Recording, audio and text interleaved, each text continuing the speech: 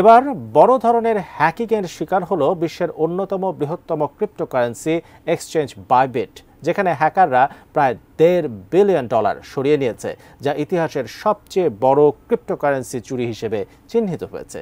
কিন্তু কিভাবে সম্ভব হলো এই চুরি? বিস্তারিত শিহাব ইসলামের ডেস্ক রিপোর্টে।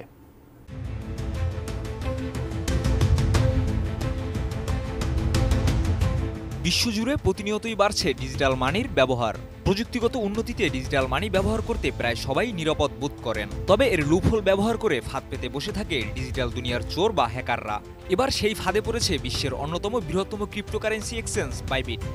হ্যাকাররা এই প্রতিষ্ঠানটির প্রায় $1.5 বিলিয়ন বা $150 কোটি, যা পাউন্ডে হিসাব করলে 1.1 বিলিয়ন মূল্যের ডিজিটাল মুদ্রা চুরি করেছে, যা ইতিহাসে সবচেয়ে বড় ক্রিপ্টোকারেন্সি চুরি হিসেবে চিহ্নিত করা হয়েছে। টানা সপ্তমবারের মতো বেস্ট টিস্যু পেপার ব্র্যান্ড হিসেবে স্বীকৃতি পেয়েছে বসুন্ধরা টিস্যু। তবে বাইবিটের পক্ষ থেকে গ্রাহকদের আশ্বস্ত করে জানানো হয়েছে যে গ্রাহকদের তহবিল সম্পূর্ণরূপে নিরাপদ রয়েছে এবং যারা ক্ষতিগ্রস্ত হয়েছেন তাদের অর্থ দ্রুত ফেরত দেওয়া হবে। কোম্পানি জানিয়েছে, হ্যাকাররা ইথেরিয়াম নামে জনপ্রিয় ডিজিটাল মুদ্রার ওয়ালেট নিয়ন্ত্রণ নিয়েছিল, তারপর ওই ওয়ালেটে থাকা অর্থ একটি অজ্ঞাত ঠিকানায় স্থানান্তরিত করে দেয়। বাইবিটের সহপ্রতিষ্ঠাতা ও প্রধান নির্বাহী বেন জৌ এক্স প্ল্যাটফর্মে জানান, বাইবিট অর্থনৈতিকভাবে স্থিতিশীল রয়েছে।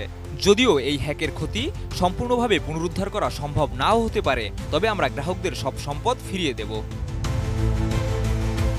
বাইবিটের কাছে বর্তমানে $20 বিলিয়ন সম্পদ রয়েছে এবং যদিও সম্পূর্ণ অর্থ উদ্ধার করা না যায়, তবে নিজেদের অথবা অংশীদারদের কাছ থেকে ঋণ নিয়ে ক্ষতিপূরণ করবে তারা।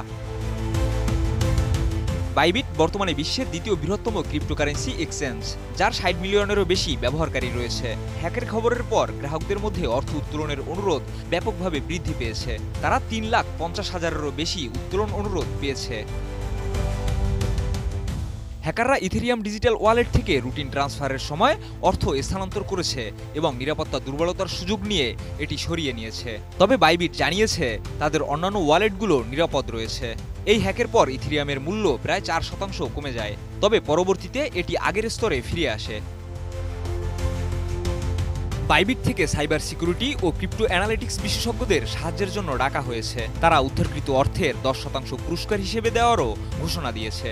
অর্থাৎ পুরো অর্থ উদ্ধার করা গেলে পুরস্কার হিসেবে $140 মিলিয়ন দেওয়া হবে।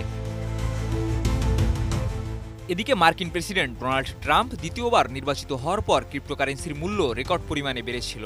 তিনি হোয়াইট হাউসে ফিরে আসার পর যুক্তরাষ্ট্রকে বিশ্বের ক্রিপ্টো রাজধানী বানানোর প্রতিশ্রুতি দিয়েছিলেন। তবে বাইবিটের এই হ্যাক ক্রিপ্টো ইন্ডাস্ট্রির জন্য একটি বড় ধাক্কা হয়ে এসেছে।